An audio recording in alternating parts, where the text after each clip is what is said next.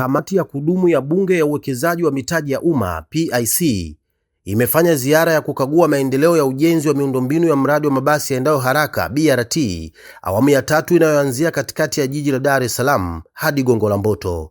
Ziara hiyo imeongozwa na mwenyekiti wa kamati hiyo, Mheshimiwa Masanja Kadogosa, kwa lengo la kujionea hatua zilizofikiwa katika mradi huo wa kimkakati.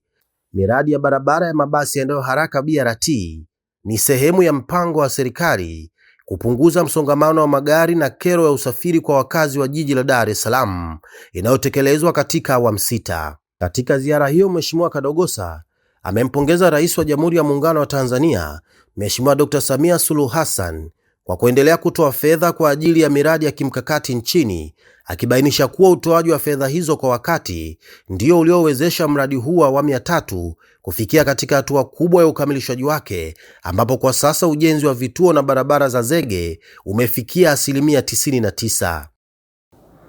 Tumetembelea BRT phase ya 3 ambayo ina vipande ndani yake viwili, kwa maana ya loti namba 1, loti namba 2. Na katika kutembelea kwetu uwekezaji ambao tumeuona, kwa kweli tunashukuru sana serikali ambayo inaongozwa na Dr. Samia Suluhu Hassan kwa uwekezaji huu mkubwa ambao umefanywa katika jiji letu la Dar es Salaam, ambao tunaamini kwamba baada ya kumalizika kwake utakuwa na tija kubwa sana.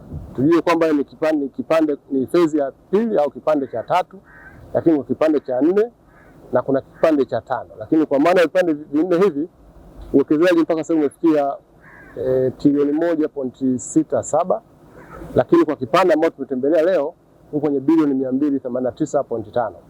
Kwa hiyo tunashukuru sana serikali kwa uwekezaji mkubwa huu na thamani ya fedha inaonekana.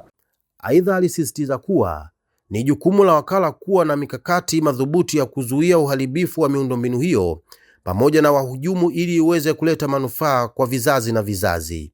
Lakini kamati vile vile inatoa wito kwa wananchi, hasa watu wa Dar es Salaam, lakini na watu ambao wako nje ya Dar es Salaam, kwa sababu hapa jiji wote kila mmoja anakuja hapa.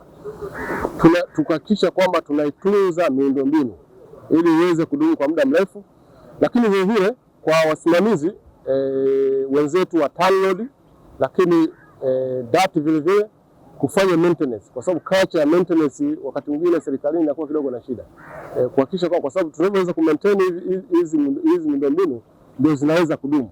Kama tunafanyia kazi tunapita tufanye uwekezaji kwa maana ya maintenance, then obvious kama tumeplan kudumu kwa miaka 25 haiwezi kufikia miaka 25 bila maintenance. Aliongeza kuwa kuendelea kutolewa kwa fedha za miradi ni ushahidi kuwa Mheshimiwa Rais wa Jamhuri ya Muungano wa Tanzania amekusudia kupunguza ama kuondoa kabisa kero ya usafiri kwa wananchi wa mkoa wa Dar es Salaam na mikoa jirani.